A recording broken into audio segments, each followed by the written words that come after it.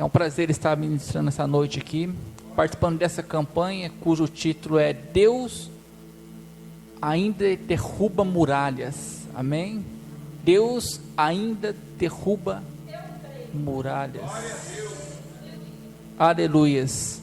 Será que está correto esse termo? Deus ainda. Por que a gente coloca a expectativa em Deus? Quando Deus coloca a expectativa no ser humano, nós costumeiramente pegamos toda a responsabilidade e jogamos para Deus.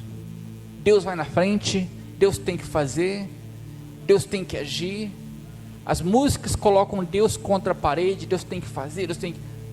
As coisas não acontecem assim.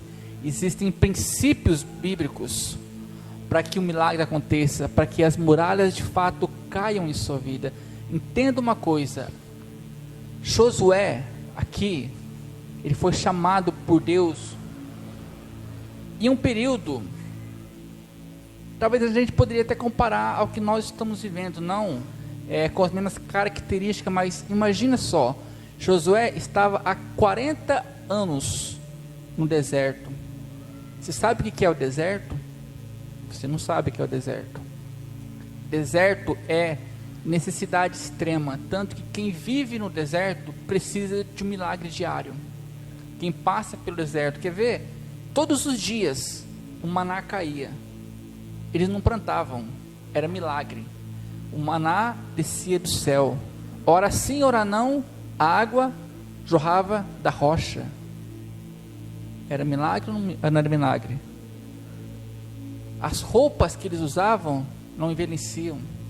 Os sapatos, os chinelos não se desgastavam, porque quando nós atravessamos o deserto, nós aprendemos a necessitar de milagres.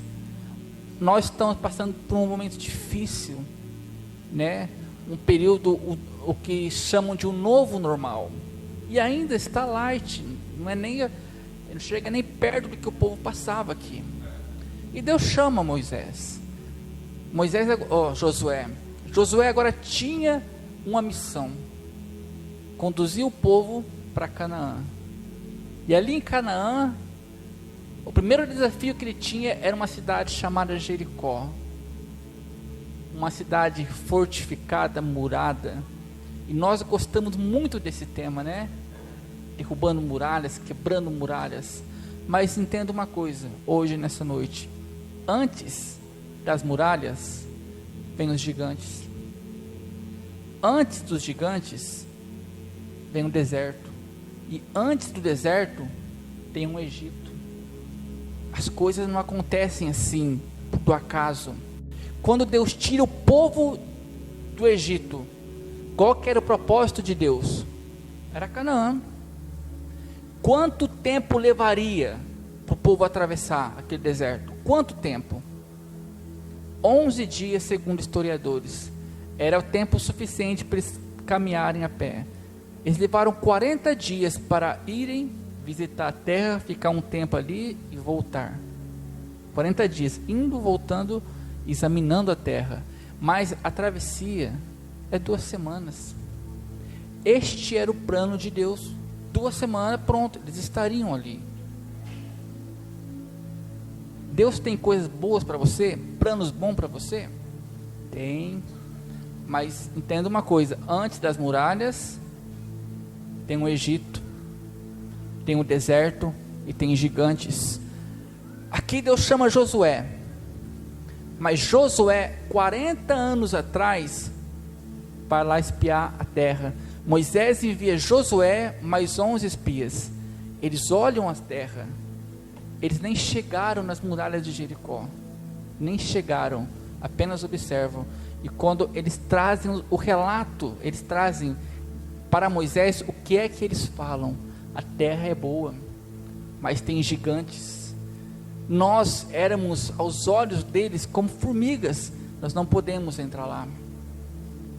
Quer derrubar muralhas? Existem gigantes antes.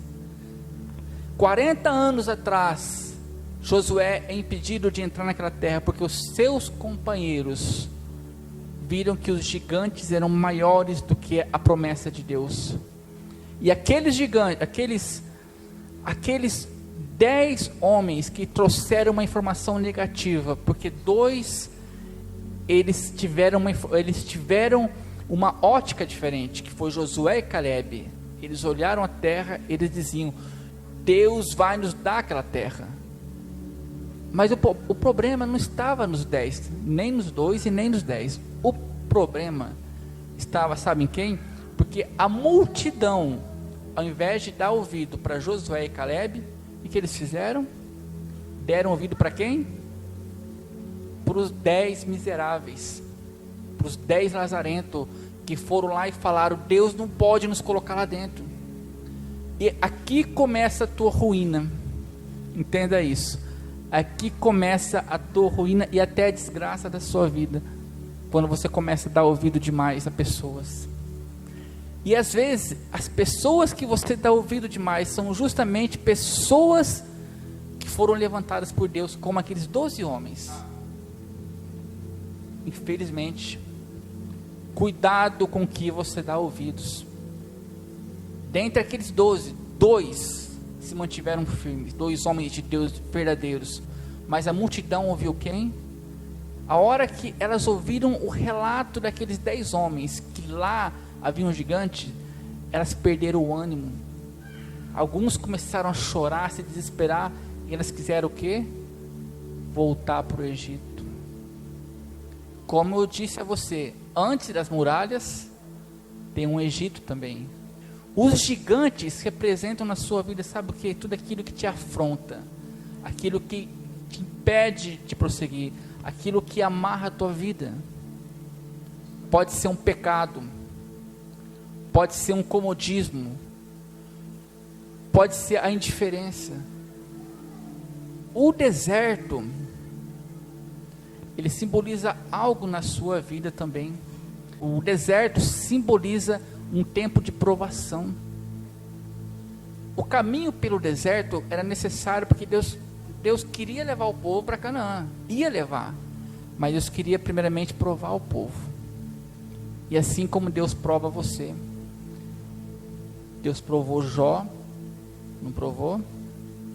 Quantas pessoas Deus provou na vida? Deus provou Adão e Eva, não provou? Foram reprovados. Você acha que você não vai ser provado? Você é um querubim por acaso? Você acha que as coisas de ruins que acontecem na sua vida é só o diabo que está causando? Muito pelo contrário. Se você for fiel a Deus, o diabo não tem poder sobre a sua vida. E às vezes as coisas, elas se acirram em nossa vida por um propósito. Até esse tempo ruim que nós estamos passando, a igreja de Cristo de hoje não é a mesma igreja de 20 anos atrás. Concorda comigo, pastor? Não é. A igreja está perdendo a sua imagem de noiva de Cristo. Nossos púlpitos estão tornando-se palcos de shows. Tem muitos, os cantores estão se tornando artistas gospels. Os pastores que estão em evidência estão vogando a glória para si, a honra para si. Tem muitos pastores aí na mídia dando escândalo, igrejas dando escândalos. E o que nós menos vemos em nossa época é um evangelho genuíno e verdadeiro. Eu estudei muito a igreja do século XVIII, aquela igreja dos grandes pregadores, John Wesley, Charles Finney. E muitas vezes eu me pergunto: Senhor, por que eu não nasci naquela época? Os grandes pregadores, eles pregavam no domingo. No dia seguinte, os jornais do país inteiro notificavam lá, nos seus jornais, se espalhavam, a nação inteira tinha prazer em ouvir, em ler a mensagem que Spurgeon pregava, que Finney pregava, porque eram homens de Deus de verdade. E quando você é um homem de Deus de verdade, quando você é verdadeiramente luz, você vai iluminar onde você estiver. Mas essa geração de hoje, infelizmente, ainda existem pastores de Deus, homens verdadeiros. Existe sim, mas os que estão em evidência estão manchando a imagem do Evangelho. Josué é chamado para um propósito: conduzir o povo. Mas por que Moisés não conseguiu colocar o povo lá dentro? Por um motivo: o povo, Deus estava conduzindo o povo. Veja bem, Deus está na sua vida? Está ou não está? Deus está na igreja? Está ou não está? Foi Deus quem escreveu esse livro através de dezenas de autores, escritores. Foi Deus quem inspirou esse livro. Deus deu as promessas para você, para a igreja? Deu. E por que tudo está de ponta cabeça? E aí? Alguém pode explicar? A culpa é de Deus, será? Porque Deus também não conseguiu colocar o povo lá dentro, a primeira geração. A travessia, que era para durar 11 dias, durou 40 anos, e aquele povo sequer entrou lá dentro. Morreram todos no deserto. Como eu disse, preste atenção nisso. Antes de você querer derrubar muralhas, fazer coisas grandes, ter grandes conquistas, existe um deserto na sua vida que você tem que identificar. Há um tempo de provação que você tem que saber ter a ótica de Deus, saber ter uma leitura do que Deus está fazendo. Às vezes é difícil, não é fácil. E quando você não consegue, o que você tem que fazer? É confiar. Tem hora que o mundo desaba na sua vida e você se pergunta: cadê Deus? Está difícil a tua vida? Levanta o dedão do pé direito quem está passando por dificuldade aqui, quem está passando um deserto. Levante aí. Vamos comparar a sua vida com a vida de Jó. Jó era um sheik ali do seu tempo, um magnata riquíssimo, tudo do bom e do melhor. Jó não sabia o que estava acontecendo. Jó não imaginava, mas a justiça de Jó atraía os olhos de Deus e atraía os olhos do diabo também. Se você quer ser um homem de Deus de verdade, você vai atrair a atenção de Deus, aí você vai atrair a atenção do inferno também, porque o diabo não se importa com aquele tipo de crente religioso que só vem para a igreja para esquentar banco, para cumprir uma rotina, para cantar uma música, talvez um praxe. O diabo nem liga para você. O diabo se importa, sabe com quem? Com aquele que o teu CPF está limpinho lá. É esse que o diabo se importa. Aquele que a tua vida está reta diante de Deus, diante dos homens. Jó nem imaginava. De repente veio um dia, ele está ali na sua varanda, e ele vê um servo teu correndo. Aconteceu, caiu um raio do céu e queimou toda a sua plantação. Aí vem outro, veio um bando de inimigos ali e saqueou todos os seus rebanhos. E acontece isso, e por fim vem o último para dar o tiro de misericórdia. Seus filhos estavam dando uma festinha lá na casa de um dos irmãos, e veio um vento e derrubou a casa. Morreu todo mundo. Perder um pai é difícil. Tem gente que entra em depressão. Imagina perder um filho. Imagina perder os 10 filhos e ficar na miséria. Jó não sabia o que estava acontecendo, mas ele confiou. Ele sabia que havia um Deus que por trás de toda aquele cenário tenebroso estava contemplando o que estava acontecendo. O deserto fala sobre isso, provação. Às vezes você quer conquistas, você quer derrubar muralhas, você estabelece metas para você. Esse ano eu quero fazer isso, eu quero fazer aquilo. Mas Deus olha para a sua vida. Como que está a sua vida? Como que é o seu comportamento no seu dia a dia, na sua provação? Como você tem se comportado diante das adversidades? Não adianta querer. O povo queria entrar na Canaã, queria? Claro que queria. Por que não entraram? Por que não conseguiram entrar? porque foram reprovados no deserto. Primeira dificuldade que tiveram, começaram a pensar lá no Egito. Lembra que eu falei? Tem gigantes, tem deserto e tem o Egito também. Porque às vezes, o momento ruim que você passa dentro da casa de Deus, te faz fazer o quê? Relembrar os tempos bons quando você não conhecia Deus. Porque nem tudo lá fora é ruim, aparentemente. Porque o diabo, ele não oferece coisas aparentemente ruins para o ser humano. O pecado temporariamente é bom. É ou não é? Viver uma vida de noitadas é ou não é legal? Claro que é bacana, mas só que a palavra do Senhor diz que o salário do pecado é a morte. Então o povo começou a se lembrar de lá no Egito, que eles viviam lá.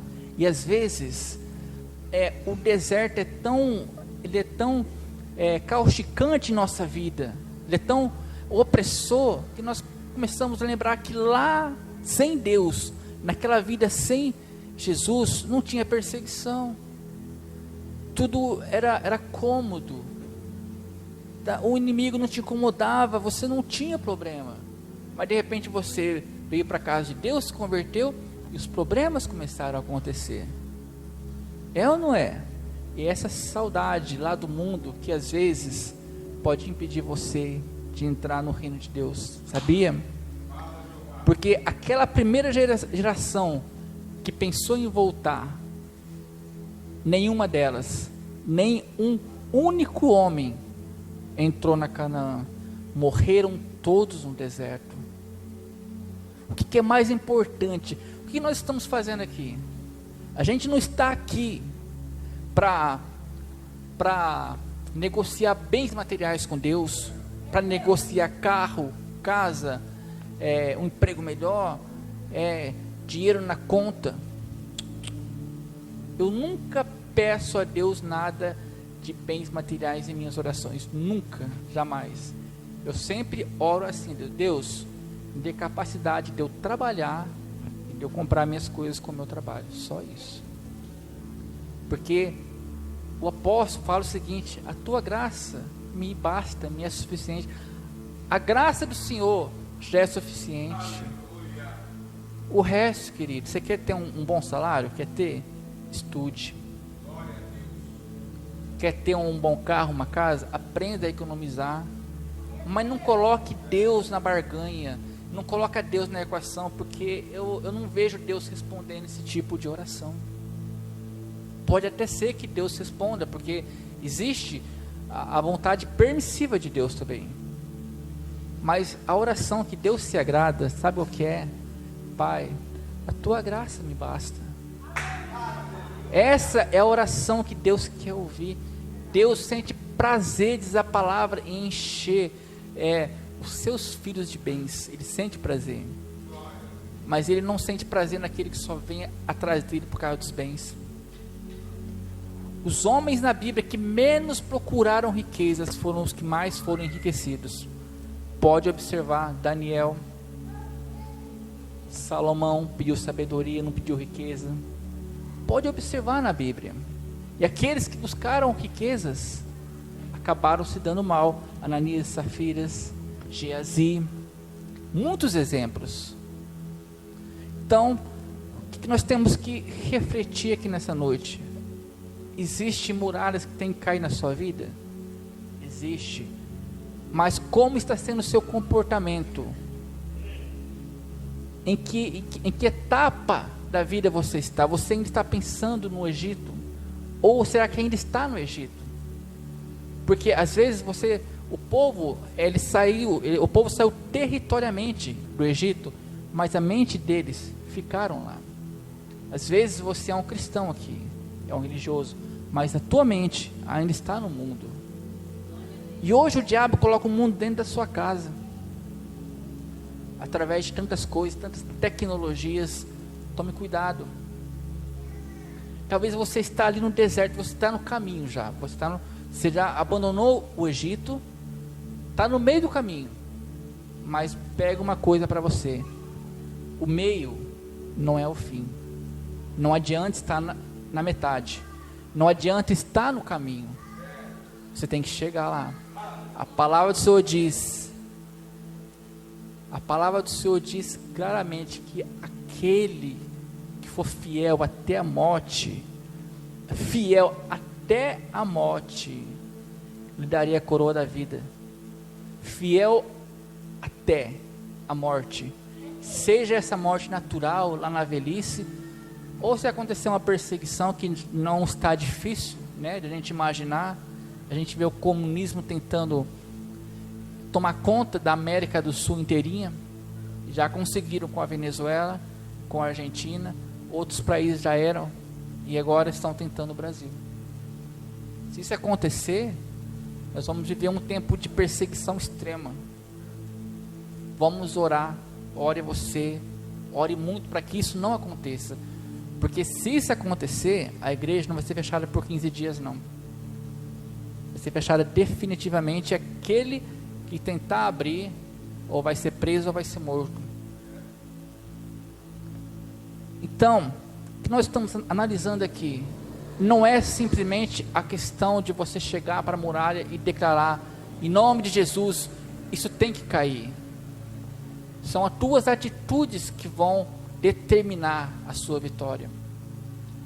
Aquela primeira geração, eles foram tirados do Egito. Deus tirou eles de lá. Deus estava cuidando deles. Deus estava mandando um maná do céu. Durante a noite havia uma coluna de fogo para esquentá-los. Durante o dia havia uma coluna de fumaça, uma nuvem cobria eles. Olha o cuidado que Deus tinha com aquele povo. Imagina isso, você acordar e você vê o pãozinho descendo do céu. Aí você vai dormir deserto, se você não sabe, chega a fazer 40 graus negativo à noite, em alguns desertos. Você morrer congelado, mas Deus colocava uma coluna de fogo ali para esquentar o seu povo. Olha o cuidado de Deus. Mas aquele povo não entrou. O principal era gente, o principal não é ter uma igreja bonita, não é ter muitos membros, não é realizar curas, não é eu orar para um paralítico ele levantar e todo mundo, o que é o principal? O principal, Jesus certa vez, ele percebeu os seus discípulos eufóricos, porque eles oraram, expulsaram demônios e levantaram paralíticos e tal. O que Jesus falou para eles? Não se alegre por isso não. Se alegre por o vosso nome está escrito no livro da vida. Nada que você fizer na igreja ou durante toda a sua vida vai ter sentido se lá no final teu nome não tiver no livro da vida. Nada vai ter sentido. Então, o que nós temos que refletir aqui? O que eu estou buscando? Será que aquilo que eu estou buscando, que eu estou querendo de Deus, será que aquilo condiz com o que eu vivo hoje? Será que o meu dia a dia agrada a Deus? Será que eu sou um cristão realmente obediente à palavra de Deus? Para você saber, é fácil você responder. Você lê a Bíblia? Acho que eu peguei um monte de gente agora. Porque se você não lê a Bíblia, você não sabe nem qual que é a vontade de Deus. Quando Deus chama Josué, Deus fala, Josué, Moisés, meu servo, olha só a responsabilidade, morreu, agora é com você. Sabe, os grandes homens do passado morreram, essa é a tua oportunidade, esse é o teu tempo. E Deus tem uma conversa com Josué, e Deus fala assim, Josué, toda essa campina, essa terra imensa é tua, eu te dou, é tua. Eu peço apenas duas coisas para você, duas coisas, é o que Deus pede para você também, duas coisas. Será que você tem cumprido essas duas coisas? Se você cumprir essas duas coisas, você será apto a chegar até as muralhas. Aí derrubar as muralhas é outra questão. O que Deus pede para ele? Josué, medita nesse livro dia e noite. Deus não falou para Josué leia 3 capítulos por dia, que já é uma coisa quase que absurda você exigir que os cristãos atuais façam, né? Às vezes temos que fazer campanhas para incentivar a leitura, mas Deus não falou 3 capítulos por dia. Deus falou de dia e de noite. Aqui começa a tua falha, talvez a tua vida está de ponta cabeça. Não é porque Deus não quer agir, não é porque Deus não é capaz de derrubar as muralhas da sua vida, é porque está faltando algo em você. E a primeira coisa que Deus fala, Josué, é dia e noite. Se você não meditar nesse livro, escute uma coisa, dia e noite, noite e dia, não tente derrubar muralhas que não vão cair. Não tente enfrentar gigantes que você não vai derrotar. Também não adianta pedir oração, pastor, que não vai resolver a sua vida.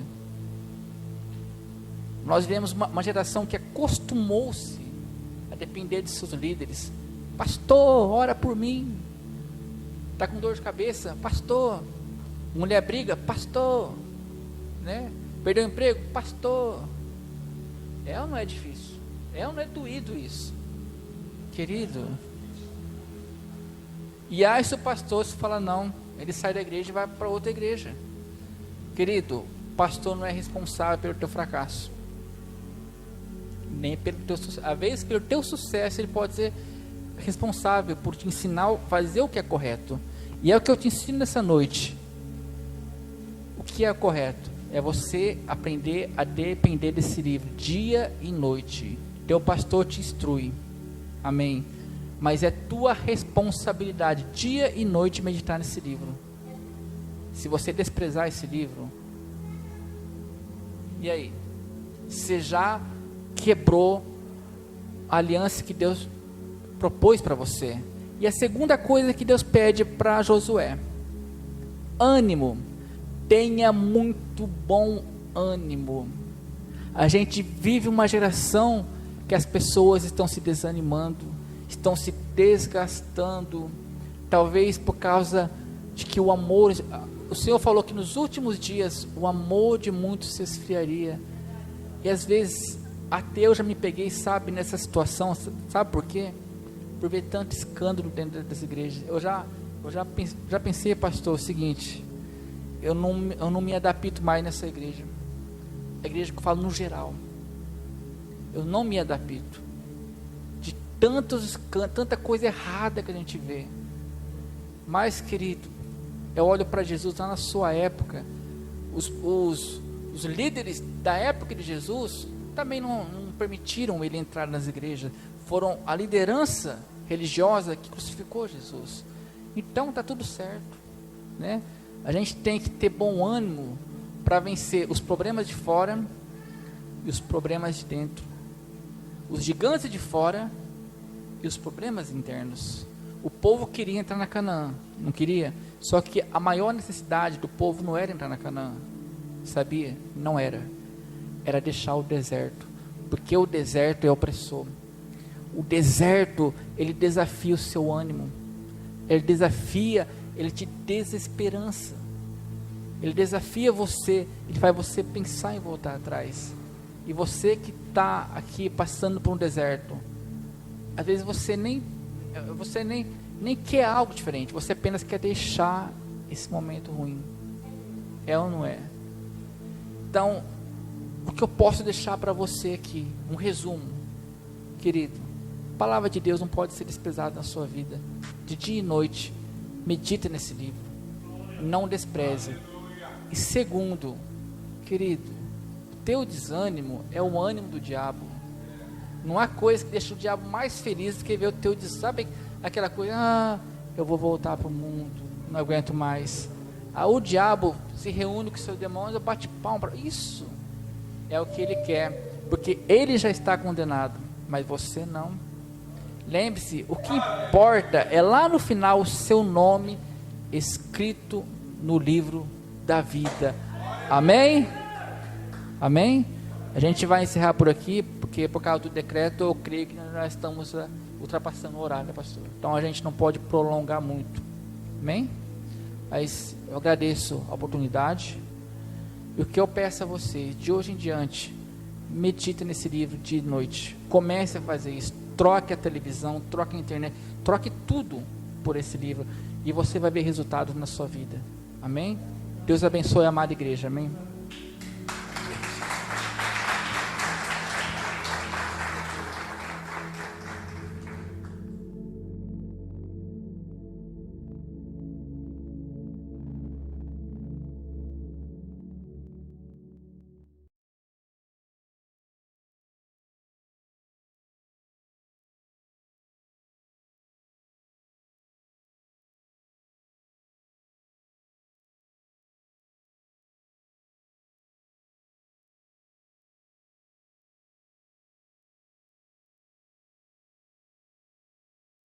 Vento.